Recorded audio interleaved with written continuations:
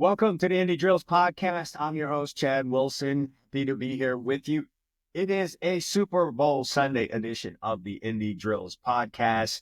This is the creme de la creme of the football season, and we are here. It's the Chiefs once again taking on the Eagles. Once again, a rematch from 2 years ago as these two teams go at it. Are the Eagles going to do a whole bunch of the country a favor because we do have Chiefs fatigue? I talked about it on the Two Chumps Football podcast. I think everyone outside of Kansas City would probably like to see the Chiefs fall. And because, we tend to hate success for whatever reason in this country. And B, I think people are tired of the Chiefs getting all of the close calls in these football games. So the Eagles will try and do the rest of the country a favor. If you're a guy that likes history, and I do appreciate it, this is a chance to see the first ever three-peat in Super Bowl history. I kind of think that that's what's going to happen. And folks, I'm all for history being made while I'm alive.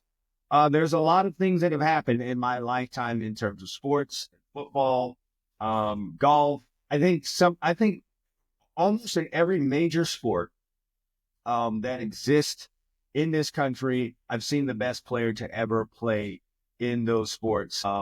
And able to remember it. Tom Brady, Barry Bonds. You guys can feel how you want to feel about Barry Bonds. Both Michael Jordan and LeBron James been able to see that. And then, what we're about to have here with Patrick Mahomes, been able to see that. Tiger Woods in my lifetime. So if there's an opportunity to have history unfold in my lifetime, I'm down for it. So that's the Chiefs winning 3 Super Bowls in a row. And watching all of Twitter melt down after that, I'm all for it. So that's what we're going to get here. There's a whole TV show coming up. Obviously going to talk about some things in the news. A very special player to me winning a very high-time award. I'm going to talk about that. Who has the better secondary in this Super Bowl matchup? Is it the Chiefs? Is it the Eagles? Which secondary I would rather have? And then, of course, I'm going to go into the mailbag, a question about off-man coverage. Going to talk about that. And then, of course, there is the main topic today, mistakes that are being made in zone that you need to clean up ASAP before that next season comes. Things for you to work on in this season so that you are better in your zone, whether you are the individual player playing in zone or you are in charge of an entire unit. This is going to be of great interest to you, so stick around for that. As always, the Indie Drills podcast is sponsored by 101 DB Tips. This is the ultimate DB reference guide. Everything in here from how to play zone, how to play man, how to train in the offseason, how to play corner, safety, nickel back, whatever position you play in the secondary, how to watch film is all in this book. And I am pleased to announce, fresh off the press is my first announcement on this, 101 DB Tips, the soft back version. All right, it's available as an ebook, as well as a soft cover edition, but the brand new version 2 of the 101 DB Tips book not only has 101 DB Tips, but I have added a glossary section in here of 100 terms that you need to know. Fellas, this is something you absolutely have to have. You guys get playbooks or you get coaches that talk to you and they start mentioning words and you don't know what they are. You can get lost in a meeting. You can get lost out there in the field if they start talking about things and you don't know what they are. If you hear these things on perhaps a YouTube video that you're watching or you're listening to a broadcast and someone says something about coverage in there and that's a term you've never heard of before, you have a copy of this book. You can go in here right now and find it. Things like coach, RPO coverage, whole player, overhang defender, head whip, all kinds of stuff in here. 100 terms that you need to know as a defensive back or a linebacker, anyone that's in coverage. It's right here. Oh, and I've added into this latest edition of the book a section for notes. All right, so you can write in this softback version, take down your notes because you're gonna want to be able to take notes after you read all of these great tips that are in this book. This is a superpower, right? Play defensive back. Get your hands on a copy of 101 DB Tips ASAP. And get version 2, which I will have a link to. Just release this, so you're one of the first ones. I only have a limited amount of copies right now, so you want to hurry up and get that so I can get it to you right away. I'll have a link to that in the description down below. So make that part of what you do today on Super Bowl Sunday. You want to play the Super Bowl one day as a DB and get yourself, a nice pick or something of that nature. Hey, this book will help you get there, of course, and also have you reach all of your goals. So let's talk about some things in the news. The major thing I want to talk about is Defensive Player of the Year. I am just absolutely pleased to see Patrick Surtan of the Denver Broncos win this award. This is a young man that I've known since his Little League days, and then, of course, had the pleasure of coaching him in high school. Was his DB coach his sophomore year, and then DB coach / defensive coordinator his final 2 years at American Heritage in Plantation, Florida. And it's great to have seen him go from that to his time in Alabama, and then now still trains with me in the offseason. And he's a man well deserving. And he's a big time technician. He really cares about the details. He's really in tune with what it is that needs to happen when he is executing out there on the field. And even for a guy that's had so much success, he doesn't take any of that stuff for granted. He will focus in on where his eyes are supposed to be, where his feet are supposed to be, what he's supposed to do with his hands. And when you guys see him there, there's a certain amount of consistency in his play that allows him to be in this position to win things like Defensive Player of the Year or be a first-round draft pick. It's not just the size. It's not just the athleticism. All right, people will look at it, or the casual fan will look at it and be like, oh, of course, well, he's tall and he can run. And so, of course, there have been a lot of guys tall and fast that have come through this league and have gone out just as fast as they've come in, or maybe have not even made it to the league. So it's not just about that. It's a bunch of those things. Yes, he has the physical gifts, but he's really a guy that's in tune to the details, does not take anything for granted. And then on top of that, comes from a great family, very humble young man, doesn't take his success for granted or really shove it in your face. He does a lot of things right. And so it's no mistake that he is in this position and he picks up that award. It's not easy for defensive backs to win Defensive Player of the Year. This stuff usually goes to the pass rushers, all right? Typically your edge rushers, your Myles Garrett, your Micah Parsons, those type of guys, or your Aaron Donald, who would, who's hell. Those guys along the line of scrimmage rack up sacks. They break up plays in the backfield, and they're very hard to deal with. And those are the guys that typically, the Nick Bosa types that win Defensive Player of the Year. So you have to really have a solid season as a defensive back to win Defensive Player of the Year. And that's what Pat had: 4 interceptions, 100-yard touchdown. And quite frankly, I think that's what sealed it for him. Solid all year, as he always is. But I think adding that interception for 100 yards against the Raiders was really, I think, what sealed it for him, because his game really is locking down your team's number one receiver, denying them the football. He's not a high interception guy that's going to run around and get 8, 9, 10 interceptions. It's never really been that. A lot of times he's in a system and, the coaches see what he is and they just put him in press man a lot. That doesn't lend itself to a whole bunch of interceptions. So he's very good at what he does. And being able to, like I said, that interception go 100 yards with it was probably what sealed the deal. But very happy for him. First of all, he had 26 first place votes, which was more than double than the second guy on the list, which was a pass rusher, Hendrickson from Cincinnati, who had a great season as well, 17.5 sacks for him. So a great season for him. But Pat's 26 votes were more than twice than the 11 votes for Hendrickson.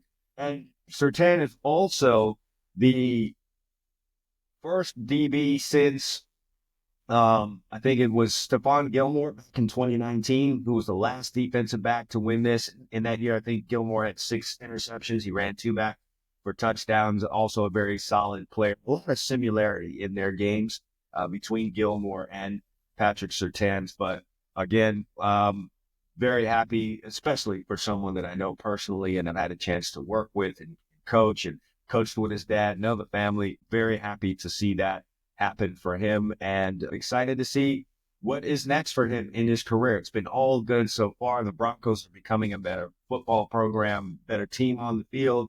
He's going to be a big part of what goes on with them going forward. So happy to see that. And that's the big thing in the news. Another thing I want to talk about is, yes, we have a Super Bowl that's going on today, and we have two very good defenses that are taking place. And this is not going to be all offense, guys, although I have a feeling that this game is going to be a little bit high scoring. I know people are looking at the Chiefs this year and saying they're not as explosive an offense as they've been in years past, and that the Eagles are probably a team that wants to run the football, and no one really thinks of Jalen Hurts as being this wide open quarterback.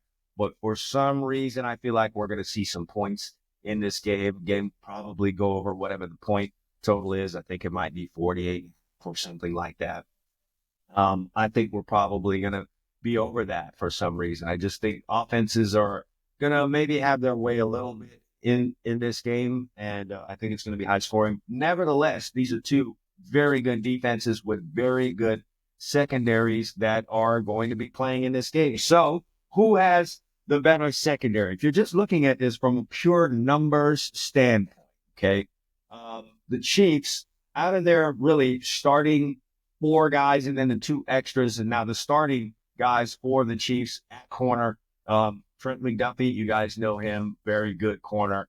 Jalen Watson, the other corner, who's just now coming back from injury. And, Josh Williams was corner for most of the year while Watson was out, but Watson's going to be your starter today. Those are your corners for the Kansas City Chiefs, and the safeties are Reed and Cook. And if we're just talking about numbers here, Cook and Reed both had 2 interceptions this year, 5 pass breakups for Cook, 9 pass breakups for Reed. We're just looking at numbers here. McDuffie, a solid year, 2 interceptions. It's the most you're going to get out of a Chiefs player this year. And I'll talk a little bit about why that might be the case, but no one had more than 2 interceptions in that secondary for the Chiefs this year. So McDuffie had 2 and led the team with 13 pass breakups. Watson only, I think, was available for 6 games this year, started in 6 games, 0 interceptions during a regular season, 6 pass breakups. And Shamari Connor is I guess you could call it, in the extra packages, nickelback, dime back. He had 2 interceptions this year, 4 pass breakups, very solid player for the Chiefs, does very well in the system and what it is that they asked him to do. Joshua Williams, 6 pass breakups, did not have an interception this year. So out of the starting guys and then the main replacements that come in, 8 total interceptions for the Chiefs. And what are we looking at here? 14, 27, doing some quick math, 33, 37, 43 pass breakups among that group, 8 interceptions, and 43 pass breakups for them. If you're into numbers, and a lot of people are into numbers, thanks PFF. So we slide over to the Eagles side, and listen, as annoying as Chauncey Gardner is to people, you either love or really hate this guy. As annoying as he is, you have to come to the realization and the conclusion that the guy's a damn good safety in the NFL. Had a great season, a very worthy season. 6 interceptions. I think he had over 100 return yards with those interceptions, 116, I think. 12 pass breakups amongst the leaders in the team, second on the team in pass breakups. Led the team in interceptions with 6. I wouldn't be surprised if he gets his hands on one today. Listen, if you don't like that guy and you see him get an interception today, you're not going to like how he acts about it. An interception in the Super Bowl, oh yes, he will grind your gears if you don't like him. He's an antagonizer out there in the field, so he'll probably, well, you know what, it's the Chiefs. They probably won't pay much attention to him, but he will be out there trying to get someone to get a 15-yard penalty. Second on the team in interceptions was the other safety, Reed Blankenship, who in his 3rd season has turned into a very solid guy, has increased his interception total and production each and every year. I think he was at 1 interception, rookie, 3 interceptions last year, 4 interceptions this year, second on the team in that regard, 6 pass breakups. Now, neither quarter, Darius Slay, who's one of my favorite DBs and corners in this league, simply because of all that he's able to do, good in off and zone, good in press, a solid, reliable tackler, football IQ, just a good, solid human being, too, with a great sense of humor. One of my favorite guys in the league. Rarely do you ever see this, but he went through the entire regular season with 0 interceptions. Now, did lead the team in pass breakups with 13. He combined with Quinyon Mitchell to provide some very solid coverage all season long. Quinyon Mitchell, perhaps your best rookie DB, or let me not say your best, one of your best rookie DBs. There were some guys that had some really solid seasons, solid seasons as DBs as rookies this year, but Quinyon Mitchell definitely up there with them. Another guy, 0 interceptions. So both of your corners for the Eagles had 0 interceptions this year during the regular season. Mitchell did pick up a interception in postseason play. I think he got that against the Rams, if I'm not mistaken, and 12 pass breakups. So between Slay and Mitchell, you had 25 pass breakups just between those two guys. No interceptions. All of the interceptions went to the safeties in the defense this year. I'll talk about that in a minute. But between these guys, 25 pass breakups. And then everyone talks about Cooper DeJean, the nickelback, who is a rookie out of Iowa. Again, I think I've mentioned it on this show before. Iowa plays very solid and sound fundamental football on defense. So it's not a surprise to me that this is the program that has produced 2 white cornerbacks that are currently playing in this league. There are no other ones playing. They come from this program right here. That's not a mistake. Fundamentally sound player between Riley Moss and Cooper DeJean, and they're on that field for a reason. And a big part of that is just the kind of football that they played at Iowa. Cooper DeJean, though, 0 interceptions on the year, but 6 pass breakups, and he's a guy that's just all around the field, fundamentally sound. You all saw the tackle that he made on Derrick Henry. That's as fundamental a tackle as you've ever seen. So that's your guy. And really, that's the main guys that are going to be on the field playing for Philadelphia. 5 DBs right there. So who's got your better secondary? Depends on what you're into. All right. If you're into numbers, Philadelphia has 10 interceptions. Now, granted, they're all focused between these 2 safeties, Blankenship and Gardner. So if you're into that kind of stuff, you'd have to say that they have that over the Chiefs. 10 interceptions versus 8 interceptions. And I think we've got, what do we have here? 25, 37, 43, 49 pass breakups versus 43 pass breakups for the Chiefs. And that's between the 5 main guys that play for the Philadelphia Eagles. So if you're into pure numbers, then the Eagles are your team. Now, I will explain some things here. The Chiefs play more man coverage, all right? So that's not going to, and it's a lot of press too, up there near the line of scrimmage. We've all heard about Steve Spagnuolo and his propensity for blitzing and doing a number of things in the secondary, but a lot of it is man coverage. And when you play like that, it doesn't lend itself to having high numbers in terms of interceptions, okay? The Eagles system by Vic Fangio is more, you're going to see more zone, more max zone, more vision on the quarterback, and more opportunities to go jump around and get an interception, right? So, and it's really, a lot of it is too high stuff that's really centric on the safeties being able to make those plays. And the numbers here really do bear that out. 10 interceptions among the safeties, 6 for Gardner, 4 for Blankenship, as I told you guys. And so that kind of jives with the system that they run. You're going to have more vision on the quarterback. You're going to have more opportunities for interceptions. You may also allow more completions in that type of a system. So it really boils down to what it is that you want. More lockdown, tight coverage that you're going to get from the Chiefs, more pass breakups, less interceptions, or do you want maybe more completions because you have a little more vision? There's a little more soft coverage, and I'm not calling them, there's a little more soft coverage in the system that the Eagles run with Vic Fangio that's going to allow itself for more interceptions and maybe more completions. I don't have those numbers in front of me in terms of passer rating and things like that. Should have had that, should have been a part of this. That's not the case. So, that might explain just a little bit of difference in terms of on-ball production between these 2 teams. So the question for me is, which secondary would I rather have? I would love to have either one of these secondaries if I was coach, by the way, whether that's DB coach or defensive coordinator. I would probably lean a little more slightly towards the Philadelphia Eagles for a couple of reasons. You've got guys like Slay, who has a super high football IQ and can do a lot of things, very versatile, like I said, compress, play off, play zone, and just be fun. Then you've got a youngster like Quinyon Mitchell, who's in his first year, and he is physically gifted, guy is focused, locked in. I think that's a great pair of corners. I don't know how much longer Slay is going to play. And then you've got playmaking safeties in terms of Blankenship as well as C.J. Gardner. I lean slightly towards those guys, but I'll have to see how this game goes in really big moments. This is a big, big game. And that's the final piece to the puzzle. How do your guys play in these big games, in these big moments? And so I might have to wait after the Super Bowl to really come down with my final answer. But if you ask me today, ever so slightly, I'd lean to the Eagles. But I love the Chiefs secondary. I love everything that Steve Spagnuolo does. I love his creativity. I love the fact that he blitzes corners. I love that. I love when guys bring strange pressure. And what do I mean by strange pressure? That is bring guys from the secondary, from strange places, safeties blitzing through an A gap, or sometimes running off of the edge, corners blitzing like we saw Kansas City doing that crucial fourth down play against the Bills in the AFC Championship a couple of weeks ago. I really love to see that stuff. So that's my answer. I'd lean slightly to the Eagles, but folks, I'm telling you that's super slightly.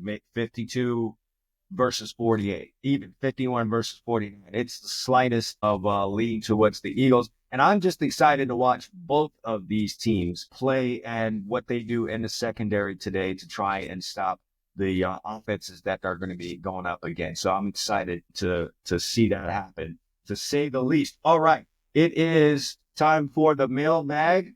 Do this every week. Guys can send in their questions about playing defensive back, whether it's a coaching question or it's a playing question, technique question, strategy question, whatever the case may be.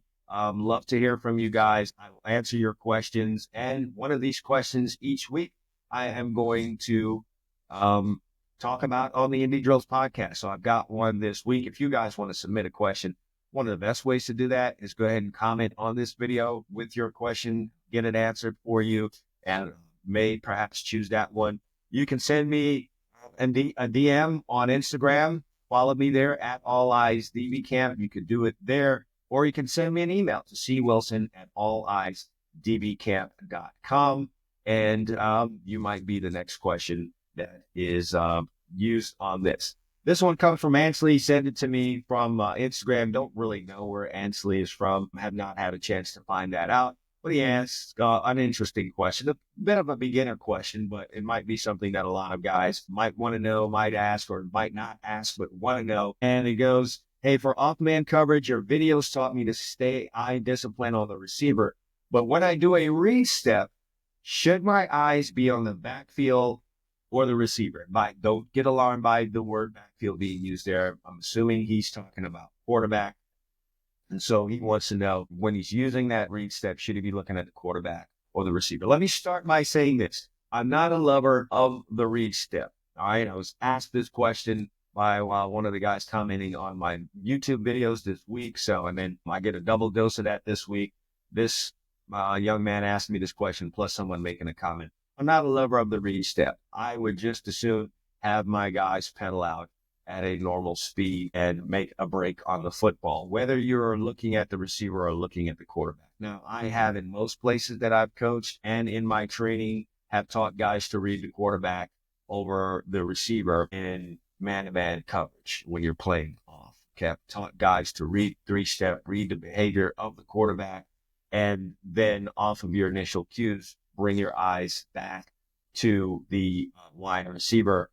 I'm going to go in depth with that here. That's a whole technique. And quite frankly, it has to be repped before you go trying to do this in a game, because doing it wrong can result in very, very big plays, a problem for your defense, your coach, and probably getting you yanked off the football team if you make mistakes there. You do have the opportunity in reading the three-step to get hit with a double move and get beat back.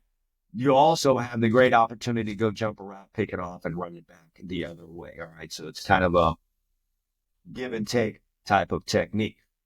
Getting back to this, though, I don't love the read step. And what's the read step? It's a kind of a scoot step, a couple of scoot steps before you go into your back pedal as you read the quarterback. I don't love it. All right. And I'm not here to criticize anyone that does it. Perhaps, you really, really believe in it. And that's really the biggest thing when it comes to technique that you want to use. You really, really believe in it, and you kind of make it work for you. Me personally, don't love the read step. Just pedal out normally and do that. Now, to answer Ansley's question, am I reading the quarterback or the receiver when taking that read step? First of all, if you're asking me that question, that means you've not had adequate training or have not been introduced in how to read the quarterback or read the three-step. And if you have not had adequate training or explanation or direction on how to read the quarterback, Do not do it in competition. Point blank, period. Watch the receiver, read his behavior, read his stem, read him coming off the ball, and get really good at that, even if you're taking a read step. Part of you learning that read step has not been learning how to read the quarterback. Do not do that in a game. You will get beat like a drum. So the fact that Ansley's asking me this question suggests to me that he should just read the wide receiver. Until you get adequate training on how to read the quarterback, read the receiver. Get your proper alignment, read his attitude, his direction coming off of the ball, and align yourself accordingly. Weave accordingly to keep your leverage, be in a good position, be ready to break, and just do it off of that. I will say this, if you're reading the wide receiver as opposed to the quarterback, you're going to be a little bit later making your breaks on the ball because typically the quarterback will let you know what type of, when the route is going to break off. If it's going to break off, he'll let you know that before the receiver will. No biggie. If you're really good with your footwork, you're really good at using your weave, getting out of your breaks, you can still be hell on wheels in off-man coverage doing that. If you end up being a guy that never reads the quarterback, you can still be a really good off-man coverage guy if you get really good at reading the wide receiver, understanding a whole bunch of things with regards to split, stem, tempo off of the ball. You can be really good as an off-man coverage guy if you put a lot of study into that and fully understand it. You don't have to be a read quarterback guy to be a good off-man coverage guy. All right. So that's my answer to that. If you haven't been taught it in the read step, if you haven't been taught to read the quarterback, read the wide receiver, have your eyes on the wide receiver, lock in on that near hip and play it from there. All right. So thank you, Ansley, for sending that question in and appreciate it. For the rest of you out there, get your DB questions answered.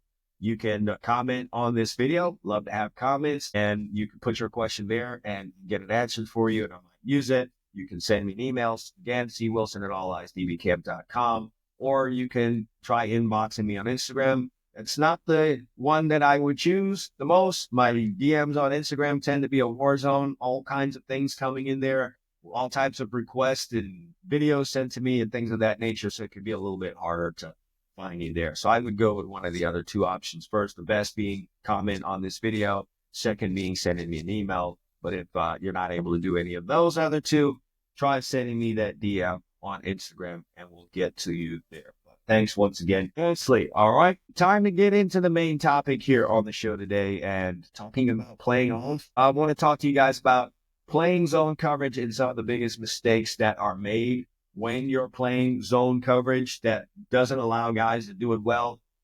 Listen, it'd be awesome and very easy for DBs if all we did was just play man coverage the whole game. But you need stamina, you need speed, and you need a whole lot of mental fortitude to just be lining up and playing man coverage for an entire football game. I have experience doing that. My first 2 years in college was at a school called Long Beach State that no longer plays football, by the way. They've got a great basketball and volleyball and baseball program, but they're no longer playing football. They shut down the program, and this happened while I was there. It's why I ended up ultimately leaving Long Beach State because I had to. The program shut down, and thankfully it all worked out. Ended up at the University of Miami. If you didn't know my history, playing there and having a great experience, as that may be. But at Long Beach State, we were a press man-to-man team. We were in man coverage seemingly 80% of the time. A lot of it was press man coverage. 3rd and 20, press man coverage. All right. So I got my PhD in press man coverage playing at Long Beach State. Not a surprise. My DB coach my first year was the legendary Willie Brown, Hall of Famer, and a big part of the success of the Raiders in the 70s into the 80s. So it's no surprise that I played a lot of press man coverage. He became the head coach my second year, and the DB coach that came in after that played with him on the Raiders. So it was press man. These guys knew press man and took the hell out of it. And so that's what we played. When I went over to the University of Miami, now it was a lot of zone coverage. My first 2 years there, we played, more man my third year, but had to get on the zone coverage stick. It'd be nice if you could just run around and play man coverage. But again, it takes a lot of stamina. You're going to get beat from here to there. So you're going to have the mental fortitude to just line back up and play. And then your technique has to be on point. Can't make a mistake at all there. But that's not the case. And in fact, a lot of teams play more zone than they play man. So you, as a DB, can't just be all into your man coverage. You have to be able to play zone. Your team has to be able to play zone effectively. And if you're not able to do that, you're not going to have a really good defense. So in my final time here, I'm going to talk to you guys about the biggest mistakes that are made in zone coverage and how you need to clean those things up so that you can be a good zone coverage team. So this is for players and this is also for coaches so that you can be able to do this with some proficiency. You have a great secondary when you can line up and play zone as well as you play man because you can throw a lot of different things at your offense. So I'm going to talk about 4 things that are the biggest problems here. The number one thing is communication, especially with your young teams. You guys are coaching in high school. One of the biggest problems there is communication, and it's because you've got young guys, all right? Now, young guys will certainly have great conversations and talk a lot with their friends, but when it comes to communicating in an area that has adults around it, it's not the biggest thing for teenagers to want to do. And then you have to have a certain amount of knowledge and comfort to communicate, all right? But it is one of the biggest problems is zones, guys not wanting to talk, routes are happening, and they are not letting other people in zones know that routes are coming their way. If you've got a copy of 101 DB Tips, I make mention that in zone, you cover with your mouth, all right? As opposed to man, where you're using your legs to go cover a guy, you've got to cover with your mouth in zone, and that's really what it boils down to. Zone coverage requires a guy to be dedicated to a certain part of the field. And since we've only got 2 eyes, we can't see everything that's going on around us. You have to be able to communicate to let a guy know that someone else is coming into his area.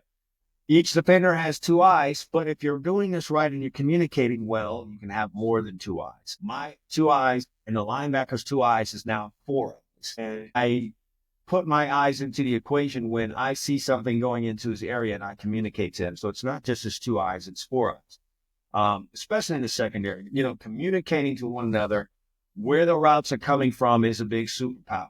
The best teams that you ever watch, if you ever have a chance to go to a training camp or just go to any practice and it's a team that plays good defense, whether that's college or pro, or even a good high school, but more college and pro where they're more experienced and these are older players that have been playing for a while, you will pick up on that right away. Just how much they talk pre-snap when the formations are released and guys go in motion, and then how much they talk after the ball is snapped. That's the big thing. Are you able to run, move around, and communicate as things are happening? It is a superpower. It allows guys to make plays and have more awareness in zone. Guys will run behind your back in a zone. And if no one tells you anything, unfortunately, we're not equipped with high speed.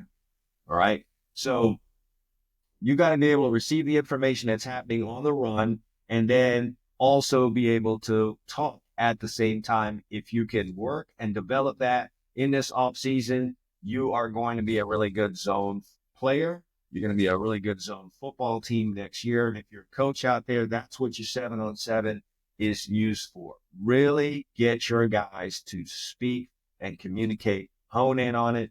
Hey, listen, if you got to pull a guy off the field for not communicating, then you do that. You get all that stuff out of the way in the spring and the summertime. So when you hit that regular season, that's not a problem. The guys out there know how to talk. Make it a requirement. Don't let guys get away with it. The next biggest thing is not aligning.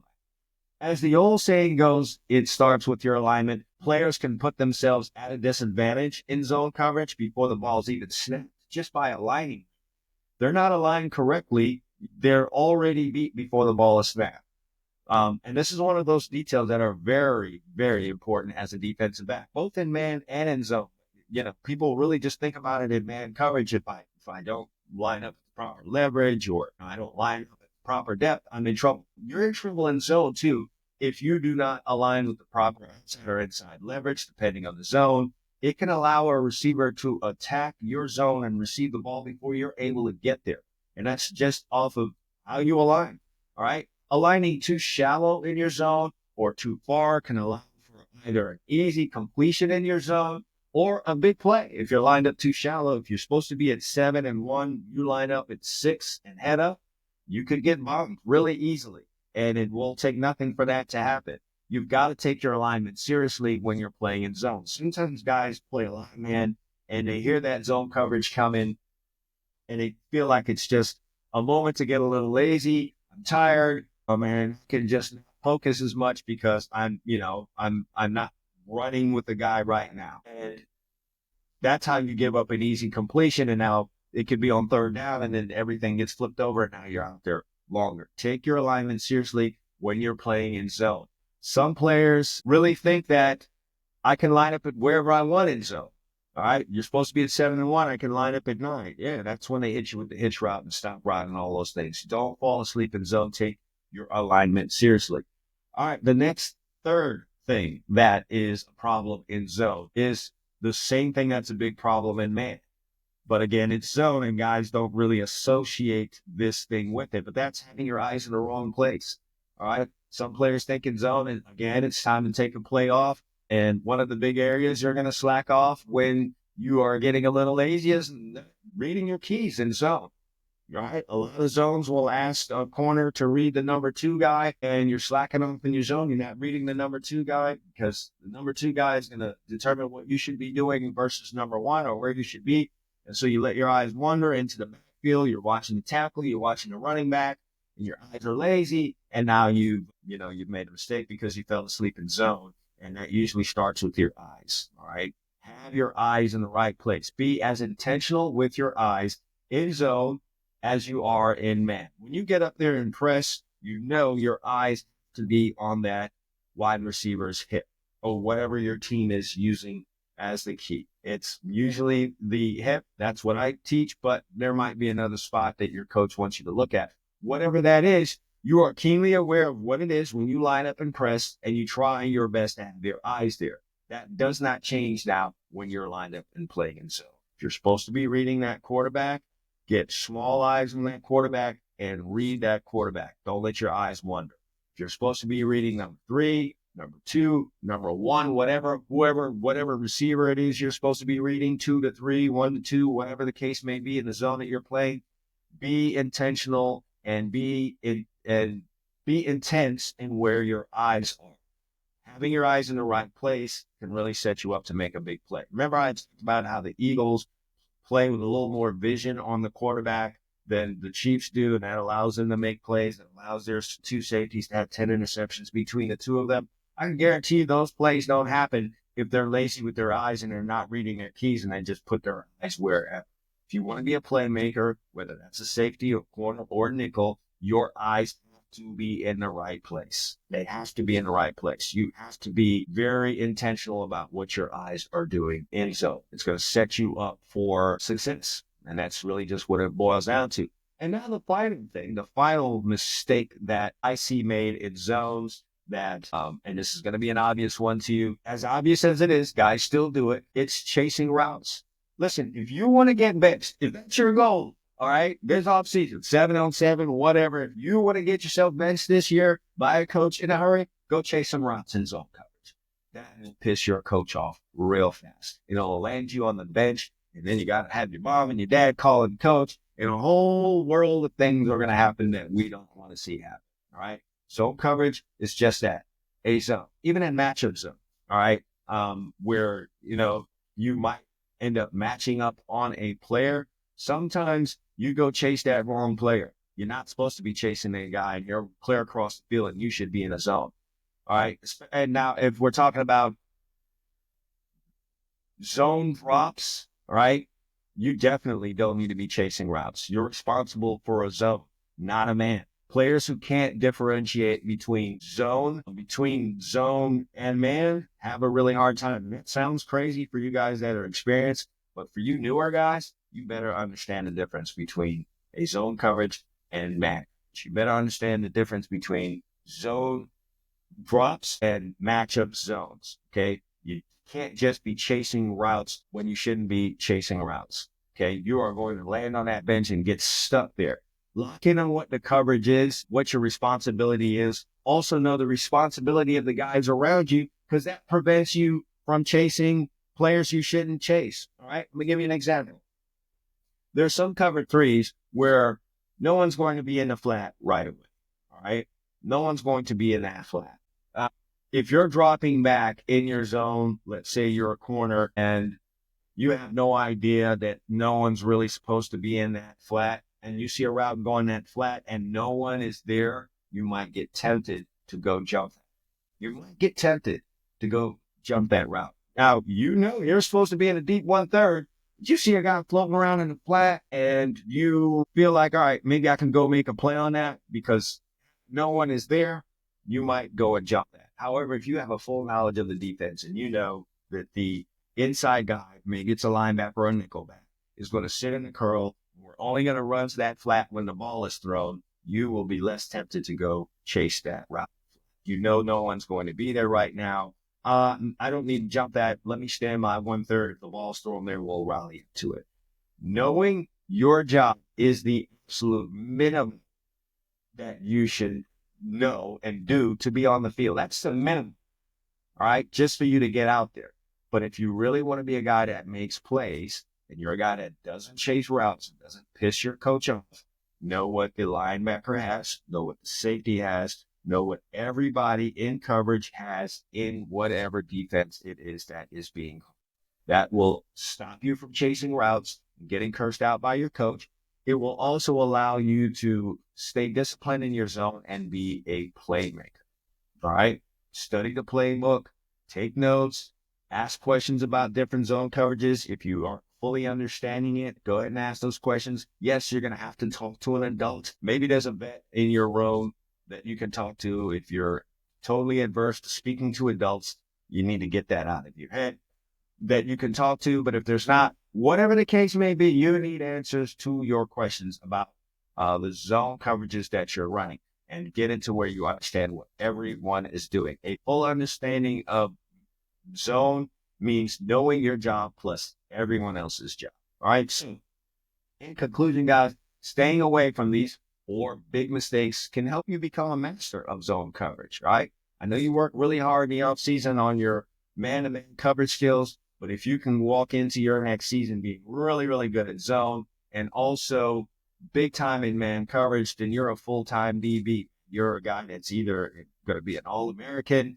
going to be a drafted guy. If you're in high school, you're an all-county guy, you're an All-American, and you're a guy that gets a lot of offers from colleges because they want a full cornerback, they want a full safety, they want a guy that can do it all there. All right. So, like I talked about, zone sometimes gives guys a lot more opportunities to make plays on the football. But if your team, and including you, are not good at playing those zones, you're just going to play a bunch of man coverage, and you won't have an opportunity to get those 6, 7, 8 interceptions or 9, 10 interceptions that you want because your coach is scared to death to play. So, all right.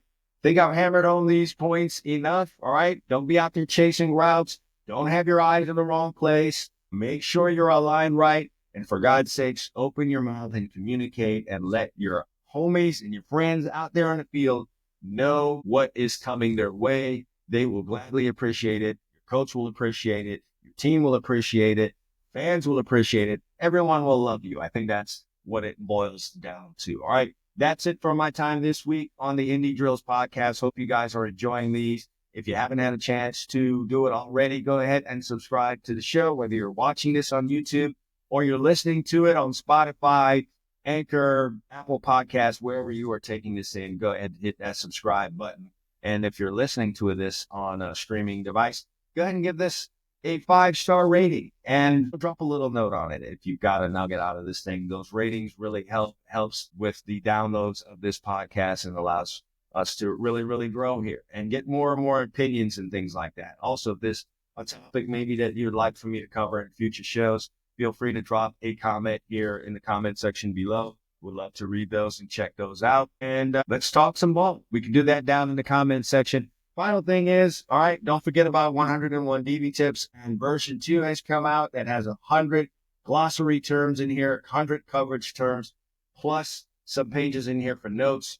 Definitely gonna want to pick that up. And Don't forget the All Eyes DB Camp members area, over 200 videos in there explaining coverages, talking technique, DB tips, a whole library of DB drills and workouts for guys. Now, if you have an All Eyes DB Camp membership and 101 DB tips, you're going to have a great football season. I can guarantee that. Barring injury, you're going to have a great football season coming up this year if you've got those two things, and I will have links to them down in the description below, along with a link to the All Eyes DB Camp shop. So if you want to pick up long sleeves, you want to sweats, armbands, sleeveless shirts, all types of goodies in there to make you look the part as you're becoming the part, all right there in the All Eyes DB Camp shop. All right, that's it for me. I'm going to head out. As always, All Eyes DB Camp. Consistency breeds results.